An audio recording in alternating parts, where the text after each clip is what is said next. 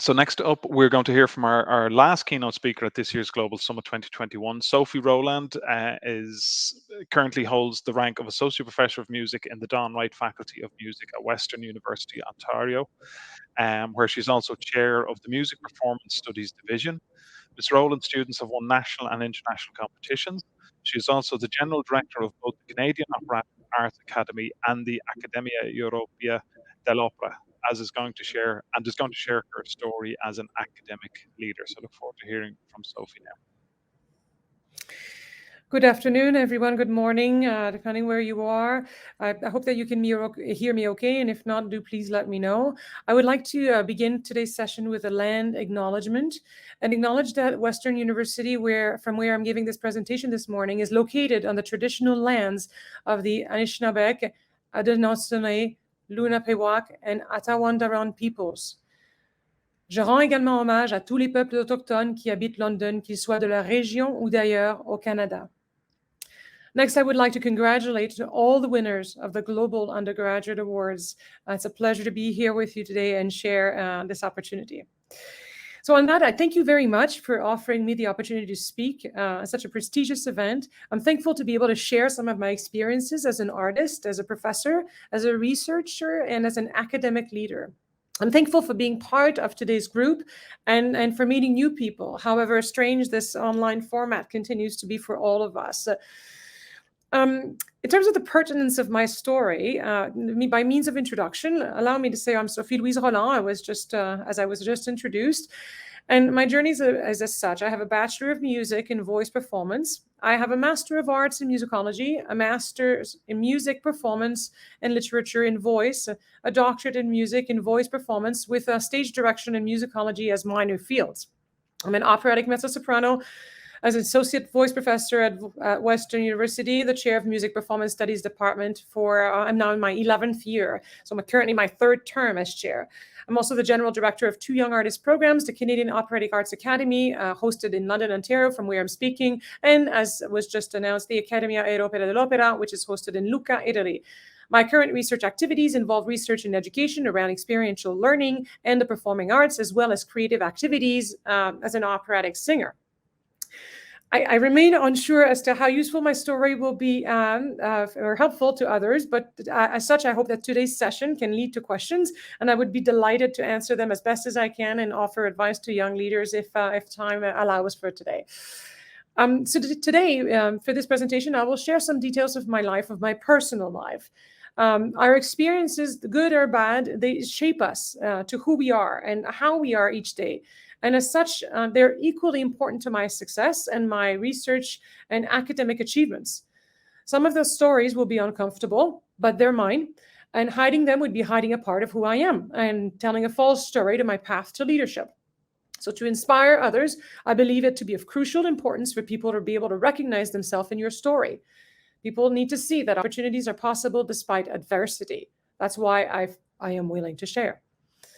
Some of my mentors have inspired me through their accomplishments, some through their resilience, some through their intelligence, some through their kindness and generosity, some through their passion, some through their talents, some through their financial accomplishments, and some for their heart.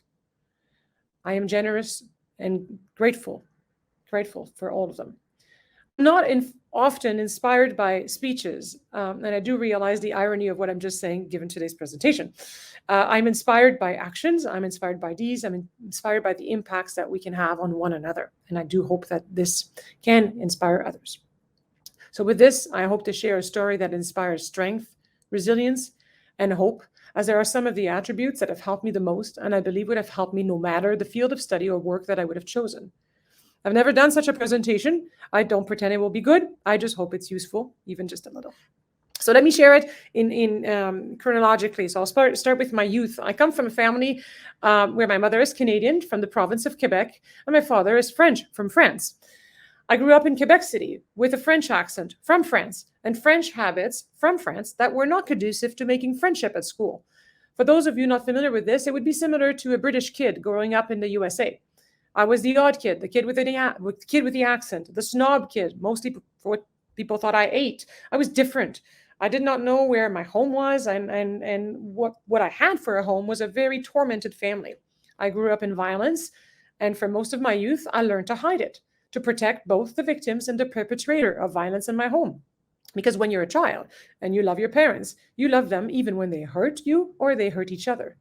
I learned that even worried for my safety and for the lives of my family members, I had to go to school, I had to do my work, I had to do my best work. I learned to focus in the hardest of times. I learned to focus when deeply scared, stressed, and distressed. I learned to lie to people. I learned to pretend that everything was okay when it was not. I'll call that impact number 1. I learned through this chaos that as the eldest child of 2, I had to lead, I had to reassure, I had to focus. I had to take charge of difficult situations and I learned that stress could either destroy you or empower you. I learned that when I thought a situation was difficult, I had to find a solution. I learned that because I didn't think there was another option. I learned responsibility. I'll call that impact number 2. For a myriad of reasons, I was an agitated child. I had too much energy. I often felt like my body would explode. I didn't know how to use this energy. In school, my teachers either applauded my determination and my strength and my hyperactivity, or they contacted my parents and asked them to consider medication as I was disruptive to the class. I asked too many questions. I was curious. I was passionate. I realized, though, through excellent educators, that I did not need medication to quiet me down. I needed challenges to match my adrenaline. So I skated, I skied, I swam, I played soccer, I tried tennis, I wasn't good. I started music lessons, flute, piano, voice. I started drama lessons. I led youth groups. I joined as many clubs as I could, and I invented others when there wasn't enough things to do. I was involved, I was engaged, I was participating, I was listening, I was absorbing. I was chaotic, and that was okay, but I was never medicated. I learned that to focus, I needed chaos around me. That was who I was. Impact number 3.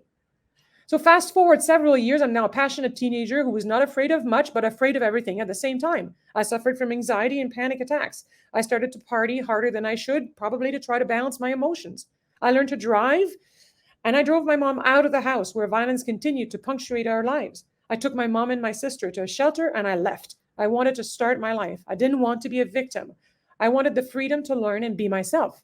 I was still in Quebec, but I was ready to start my life elsewhere and let go of a past that was way too heavy for a 16-year-old girl.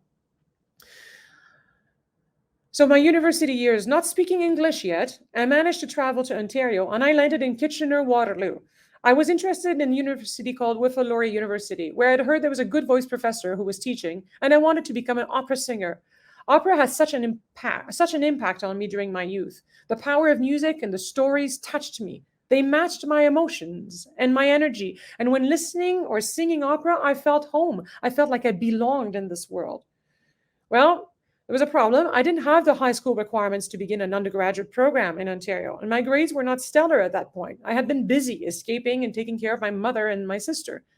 So I went and I met the dean at the university, at the faculty, uninvited.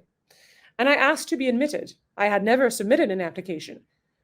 She looked at me and puzzled, and she said, well, who is this kid who doesn't speak English and who doesn't have academic prerequisite, who's clearly overly agitated, who comes to us September 1st to be admitted that very day? Well, that was me. And the dean told me, nicely enough, no, that's not possible. You can't imagine to come here today and expect to begin our program the next, can you? I almost left, but then I decided to ask, why not? Well, because you don't have the requirements. Okay, and why is that a problem? I can succeed. I have a good voice. I have passion. I have energy, and I want to learn. Please give me a chance. The answer was no. But then, just as I was leaving her office, she said, well, even if I wanted to let you, the director of admission of the university would never let you do so. And that was the crack in the window that I needed. Oh, so it's up to that person. I ran to the office of admission, lined up, and waited to see the clerk. There I said I wanted to see the director. I said, it's extremely urgent and extremely important. After some minutes that led to similar results of my meeting with the dean, she looked puzzled, probably annoyed, and mistakenly said, well, the dean would have to make an exception. Et voila, that is what I needed. I told her, please speak to the dean and to tell her that you, the director of admission, might agree. I ran back to the dean's office and I camped outside until the day was done. On her way out, I told her about my meeting with admission and begged her to consider an exemption. She told me that she would think about it and come back in the coming and said come back in the next days or weeks. I returned to her office the next day at 7:30 a.m., wanting to catch her before her day would start. So I did, and I saw her, and she looked annoyed, and she told me, "Okay, we will admit you as a," and she did this, "mature students. You will be able to take these 3 classes, and only if you get A's, we will admit you as a full-time student the following year." Deal? I was in. Someone was giving me a chance. I'll call that impact number 4. I was grateful. I was motivated. I was driven, and I wanted to succeed. I had no choice. I was poor. I was without support. I was hurt, but I wanted to overcome obstacles. Managed to find a job in a donut shop at night and slaved my way through my degree. I was working 20 hours a day, 7 days a week, and even as such, there was not enough hours for me to reconcile making a living and studying. I learned to be extremely organized. I forced myself to the top of the class to gain access to scholarships and grants. To me, those were part of my survival kit. I started excelling in my program, and soon enough, I was in leadership positions within my faculty. I was at the top of the class. I was hired as a research assistant, and I was singing. Some professors pushed me. Some professors crushed me. Some professors inspired me, and some believed in me. When my professors believed in my potential, when they inspired me, they became mentors, and their impact were incredibly profound. I remember those attributes more than the subject they were teaching me. When a professor introduced the idea of graduate studies to me, I was shocked. I didn't understand why it would be good for me, nor did I understand how I would ever be successful in such a venture. This professor, a chair at the time, told me, "Don't ever stop. Don't let obstacles be bigger than your strength to continue. Go get a doctorate, and one day go and inspire people to do the same." Whatever, I thought. I want to sing opera. Well, little did I know that she had changed who I was forever. I'll call that impact number 5. So from a Bachelor of Music to a Master of Arts to a Master of Music and finally a doctorate, I poured my soul and life into my studies and my voice. My personal life continued to be complicated. It continued to profoundly impact my academic life. I got married. I had a child at 23. I got divorced. My sister died of suicide. I got married again. I had another child. My child was diagnosed with autism. I got divorced again. Then I met the love of my life, and I had 2 other children. I'll call that impacts 5 through 25. So into my professional life now, since the day I knocked on the dean's door and began my studies, I felt a sense of home at the university. The fast pace, the inquiry, the studies, the research, the leaders, the endless possibilities for learning and for accomplishments inspired me.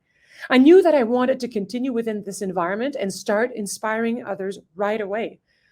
I was always a leader, for sure. This was a natural gift. I was not shy. I wanted to lead change. I was always willing to work very hard, and I wanted to work for everyone to have a fair and just work environment. I also wanted to teach, and goes way back. As soon as I would learn a skill, I wanted to teach it. I wanted to learn I learned how to skate. I started teaching skating. I did the same for swimming, drama, piano, singing, etc. With the leadership and pedagogical passion I had, I was offered a few university positions, was very fortunate, and I chose to return to Western, where I had completed 2 master degrees and where I had had the most meaningful relationships with my professor, those whose generosity felt most honest. At Western, I was groomed for leadership positions even at the very young age of 26. I was asked to consider chairing this committee and take charge of that project. I always said yes.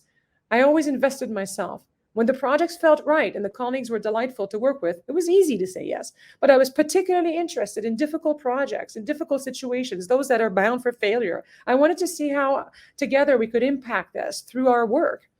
So through difficult working relationships, I learned that I knew nothing, even in the areas where I'm considered an expert. I learned that until I can listen and learn from others and work with others, I know nothing. I learned to let go of arrogance, of ego, of personal interest, and work for the greater good. I learned the power of teamwork. I learned to be quiet. Doesn't look like this today, but I did learn this. And I learned to listen. I learned to put empathy first, to respect and put respect as a close second, compassion and generosity in the top contenders as well. To learn, you have to do, and to do, you really have to seek opportunities. So you have to create them when they're not there, and you have to seize them around you. Say yes.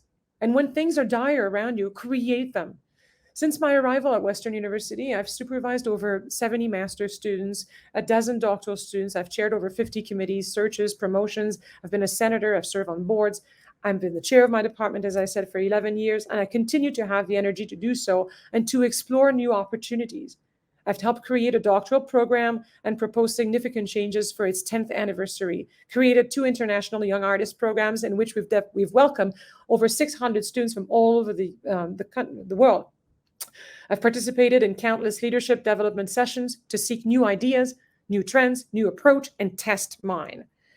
With endless studies and research, dedication to work, and passion for music and the performing arts are at the core. They're the core of my role as at the university as a pedagogue and administrator. It is the events of my life that have guided me and continue to do so as a leader. I realize that my strengths come from human competencies I have developed through adversity.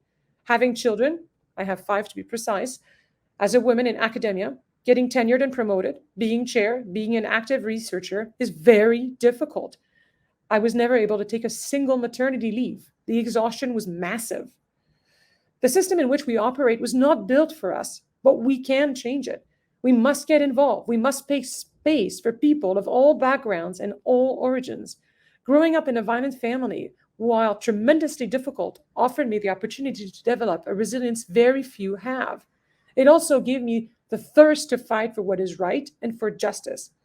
It drives me to help those in difficult situations and to ask myself, when witnessing odd behaviors in colleagues or students, what's happening in their lives? What causes this behavior? As soon as you ask yourself this question, you lead differently. Having a close family member tremendously suffer from mental health disorder and eventually die of it was an experience I wish upon nobody. But her story today lives on as I try to provide the support to staff, to faculty, and students that she would have needed to carry on. With this, I lead differently. Having a child with autism leads to anger, frustration, but also immense joy when accomplishments are realized. It means, though, to have to explain and explain and explain using 50 different approaches until the child understands and never giving up. No one could have taught me more than my child has, and I lead with the skills that she gave me. And with this, I lead differently. So to conclude, I want to share with you that I do believe leadership is difficult, but it is immensely rewarding. The rewards are in the impacts one can create. The rewards are with the others. I encourage you to embark on this journey, but go on with the goal to work for others, to impact others, to listen to others, to bring people together. Don't go to have a platform for your ideas. Don't push your agenda. To reform the world as you wish to see it. As a leader, you're part of a team, but your first task is to listen. I'm here today because someone gave me a chance. It's my responsibility to do the same every day of my life for aspiring leaders. I agreed to share my story because often in my career, I've heard that I must have become a leader because the path was so simple. I'm not sharing to gain empathy or for those that are listening. I'm sharing with colleagues who might be facing adversity and to encourage them to plow forward and keep going. And while it might seem like pains surround them, one day this experience will serve them. The flip side of that coin, however, can be that those experience adversity and who are unable to find that resilience at the moment feel discouraged by my story and feel a sense of worthlessness. To those in difficulties, I want to tell you, I understand, and that we each have our own rhythm. By working with respect and empathy for one another, we'll make sure that we're ready for you when you are. So as leaders, I wish to remind you to be kind, compassionate, be respectful, be honest, work really hard, and don't forget to always give chances to those in need. Open your mind and listen, open your eyes and see. Thank you. Thank you, Sophie. A really, really very interesting story about your life and how many sort of hurdles you've had to overcome in terms of getting to the position you are now and showing true leadership skills to sort of get to where you are. And nothing but kudos and respect from everybody, I'm sure, who's listening. Really, really interesting. We do have a couple of questions that have come in, if you don't mind. So first of all, Alan, your story demonstrates tremendous energy and vigor as you strove for what you wanted. How did you keep up this energy through hardship and also after you began to be successful? Oh, what a good question. Um, what I do think that others do invigorate me. The people I work with give me the energy to continue.